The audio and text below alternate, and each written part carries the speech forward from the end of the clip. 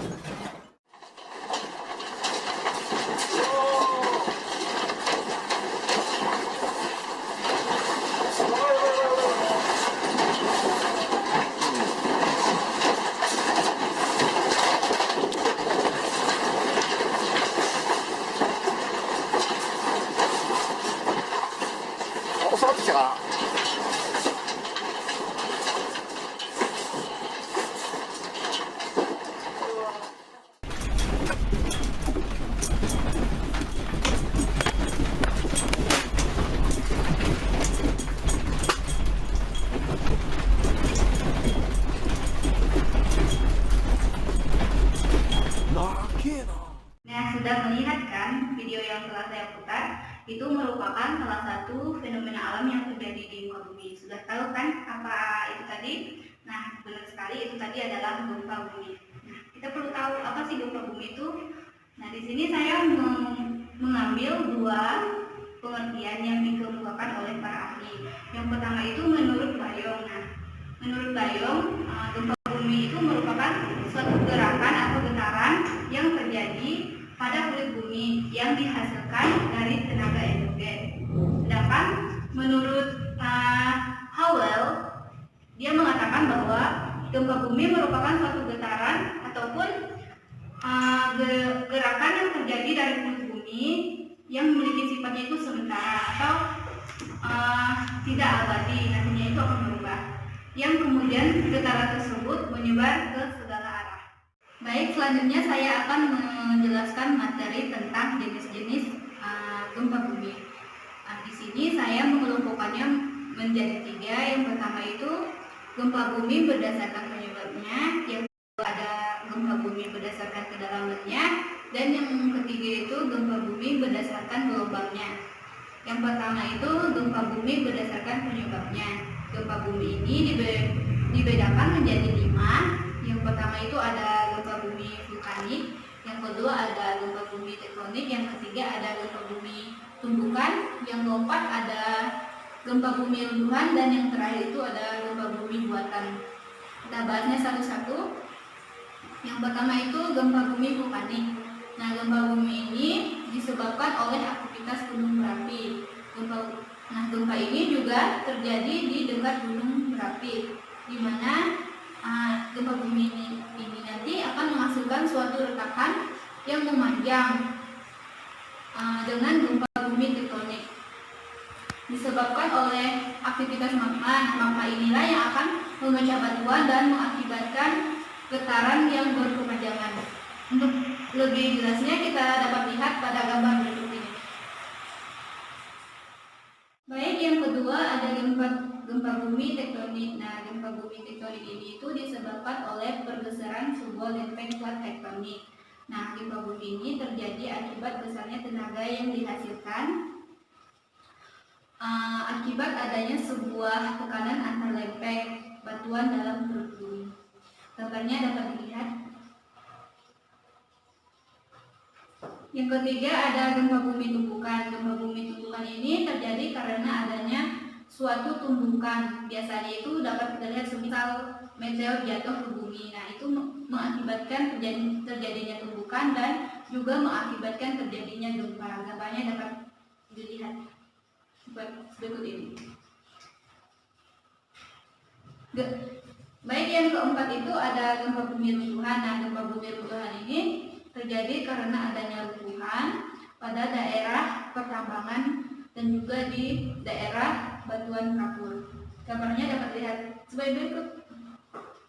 Dan yang terakhir ada gempa bumi buatan. Nah, gempa bumi buatan ini terjadi karena aktivitas gempa bumi yang dibuat sendiri oleh manusia. Misalnya itu kayak bom yang ledakan nantinya itu akan menghasilkan suatu gempa bumi. Selanjutnya itu juga melalui adanya tenaga nuklir, nanti itu juga akan menyebabkan terjadinya gempa bumi. Contohnya dapat kita lihat di gambar berikut ini. Baik, selanjutnya itu ada gempa bumi berdasarkan kedalamannya. Ini dibedakan menjadi 3. Yang pertama ada gempa bumi dalam, yang kedua ada gempa bumi menengah, dan yang ketiga itu ada gempa bumi dangkal. Nah, yang pertama itu gempa bumi dalam. Nah, gempa bumi dalam ini merupakan gempa bumi yang hiposentrumnya itu berada lebih dari 300 km di bawah permukaan bumi. Nah, gempa bumi dalam ini tidak terlalu berbahaya dan tidak terlalu terasa. Nah, yang kedua ada gempa bumi menengah. Nah, gempa bumi menengah ini adalah gempa bumi yang hiposentrumnya itu berada antara 60 sampai 300 km. Nah, ini itu dapat menimbulkan kerusakan ringan dan getarannya itu lebih terasa. Dan yang ketiga itu adalah gempa bumi dangkal. Nah, gempa bumi dangkal ini merupakan gempa bumi yang hiposentrumnya itu berada kurang dari 60 km dari permukaan bumi. Nah, gempa bumi ini biasanya lebih menimbulkan kerusakan yang lebih parah. Selanjutnya itu ada jenis gempa bumi berdasarkan gelombangnya, dibedakan menjadi 2. Yang pertama itu ada gelombang primer dan yang kedua ada gelombang sekunder. Nah, gempa bumi yang berupa gelombang primer ini merupakan gelombang atau getaran yang merambat di tubuh bumi dengan kecepatan antara 7 sampai 14 km per detik. Nah, getaran ini berada dari hiposentrum. Nah, yang kedua itu ada gelombang sekunder. Nah, ini merupakan gelombang atau getaran yang merambat seperti gelombang primer dengan kecepatan yang sudah berkurang yakni 4 sampai 7 km per detik. Nah, gelombang sekunder ini tidak dapat merambat melalui lapisan cair. Untuk gambarnya dapat dilihat seperti berikut ini. Nah, sudah tahu kan bagaimana bisa terjadinya gempa bumi? Jawabannya itu karena lempeng yang bergerak. Ini akan menyebabkan terjadinya penyimpangan energi pada lapisan bumi. Nah, saat tidak kuat, energi ini akan lepas dan terjadilah gempa bumi. Nah, penyebab terjadinya gempa bumi itu apa aja sih? Nah, yang pertama itu karena adanya ledakan bawah tanah. Yang kedua karena adanya meteor yang jatuh ke bumi. Yang ketiga karena aktivitas gunung berapi. Yang keempat itu karena lubang-lubang interior bumi itu mengalami keretakan atau keruntuhan. Nah, yang kelima itu karena kegiatan gunung berapi, dan yang keenam itu karena adanya tabrakan. Baik, selanjutnya itu cara menanggulangi, mencegah, dan mengatasi gempa bumi. Nah, yang pertama itu sebelum terjadinya gempa. Nah, pertama-tama itu kita harus tahu jalan yang paling aman itu di mana. Biar saat terjadi gempa kita sudah tahu jalannya itu, jalan untuk kita keluar dari rumah kita itu bisa dipakai sebagai jalan alternatif yang aman untuk kita keluar dari rumah. Nah, yang kedua itu pastikan tempat yang paling aman untuk kita berkumpul saat terjadinya gempa, misalnya kayak di lapangan, kayak kita juga menjauhi tempat-tempat bangunan, keluar dari rumah. Dan yang ketiga itu kita periksa apakah rumah kita itu kokoh pondasinya. Jadi pastikan rumah kita itu tahan gempa. Cara selanjutnya untuk mengatasi terjadinya gempa bumi itu, nah ini saat terjadinya gempa. Nah, pertama-tama itu kita harus memastikan diri kita itu aman. Kita lebih mementingkan diri kita sendiri, bukan barang-barang kita di rumah. Kita pastikan diri kita sendiri dulu yang diselamatkan.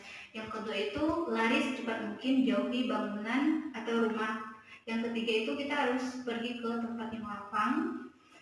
Jika tidak mungkin untuk melarikan diri, kita dapat bersembunyi di tempat-tempat yang kuat kayak meja atau benda-benda yang pokoknya aman buat kita bersembunyi dari runtuhan gempa.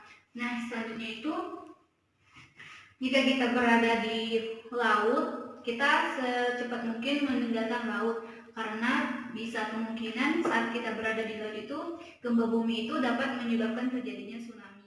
Cara untuk mengatasi gempa bumi setelah terjadinya gempa bumi. Nah, yang pertama itu jauhi bangunan atau pohon yang kelihatan sudah miring akibat dari gempa bumi. Nah, yang kedua itu kita juga harus menjauhi kabel-kabel. Bisa jadi nanti kabel-kabel itu akan mengalirkan aliran listrik yang dapat membahayakan diri kita. Nah, yang ketiga itu pastikan dan tolong diri kita sendiri sebelum kita menolong orang lain. Yang keempat, hubungi atau cek keluarga kita apakah keluarga kita sudah aman atau belum. Dan yang terakhir itu kita meminta bantuan kepada orang-orang yang bertanggung jawab untuk menanggulangi atau membantu kita dalam bencana gempa bumi. Nah, sekian presentasi saya hari ini. Kurang lebihnya saya minta maaf jika ada kata-kata yang salah, saya mohon maaf. Sekian dan terima kasih.